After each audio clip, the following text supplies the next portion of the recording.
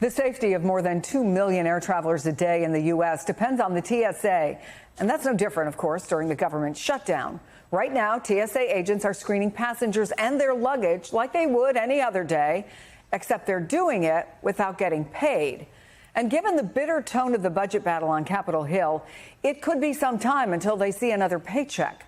What impact does that have on the officials doing the essential work of keeping us safe in the skies? Joining us now is Joe Schucker, president of the American Federation of Government Employees, Local 333, and a TSA worker at the Philadelphia International Airport. Joe, it's great of you to come on the show. I know you're speaking on your own behalf today. So let me just ask you what you're hearing at work, both from leadership and your friends, your coworkers, the rank and file. What are the concerns and expectations? So thanks for having me, Chris.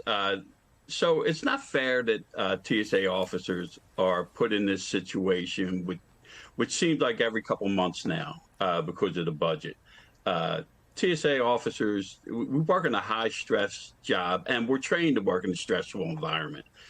But to add to their stress, have them worrying about how they're going to get paid, pay their bills, feed their families, isn't fair.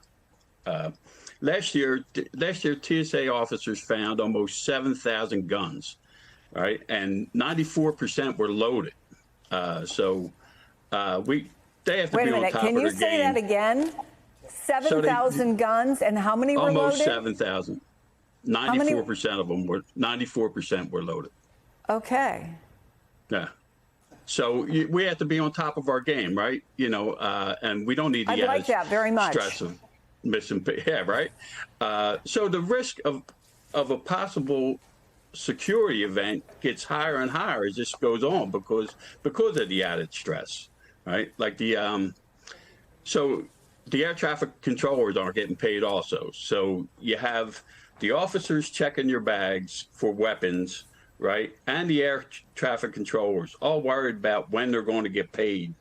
I wouldn't want to fly in that situation. I wouldn't want to fly if the pilot wasn't getting paid.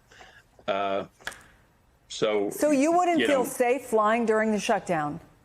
Well, as we get further into it, the stress gets heavier for these guys. They're trying to pay their bills, wondering where their check's going to come from. So you got the guys, like I said, you got us checking your bags, making sure no weapons get through. Then you have the air traffic controllers trying to keep the sky safe, worried about the same thing. And it's constant, and it shouldn't happen. Well, we have some history of this, right? Because this isn't the first time you guys have had to endure a shutdown. In the 2019 shutdown, that was, of course, during the first Trump administration, the TSA saw the rate of what they called unscheduled absences rise to 6.8%. It had been 2.5% the year before. And there were reports, for example, that some TSA agents were driving Ubers to pay bills. And that's why they had to call in, because they couldn't pay for their rent or put food on the table. Can you talk about the burden and the conversations you're having about the concern among everyday Americans who don't have tens of thousands of dollars in the bank backup? So you're exactly right. And that's what happens. The further we get into it, you would, just from experience with being shut down in 2019, we have officers now that were through this once, and they know what to expect now, and they know they're not getting a check. And look, there's not a ton of them have a ton of money in the bank, so we don't make that much money. So the added stress of this and the fact that you have to either pay child care or stay home with your children, that leads to call outs, stuff like that. And of course, like you said, maybe another job, somebody to pay them so they could pay their bills, keep their lights on, pay their rent, and feed their family. Joe Schucker, we appreciate you taking the time to talk to us, and good luck through all this. Much appreciated. Thanks for having me, Chris.